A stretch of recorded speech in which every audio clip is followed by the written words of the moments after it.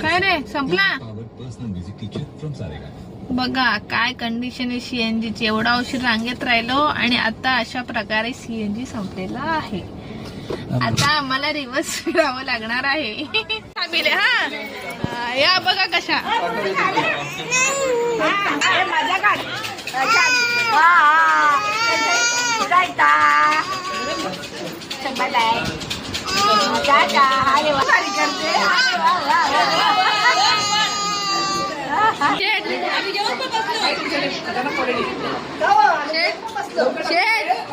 तू ज्या टायमाला निघालास ना तेवढ्या वेळात आम्ही पालघरहून इथे आलो असतो. नमस्कार मंडळी, स्वागत आहे दामिनी पाटील ब्लॉग मध्ये. आणि आज आम्ही चाललोय, कुठे चाललोय आपण? कुठे चाललो? वाड्याला. कशाला चाललोय वाड्याला? जेवायला. कोणी बोलवलंय जेवायला? कोणी बोलवलंय जेवायला? सासरी बुवानी. सासरी बोलायचे.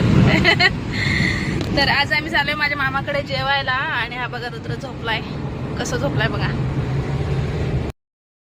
आता तुम्ही सगळ्यांनी कमेंट करण्याच्या अगोदरच सांगते, मला माहिती नव्हतं रुद्र तसा झोपला होता. मग मी त्याला व्यवस्थित सरळ झोपवलं कॅमेरा बंद करून आणि निघालो.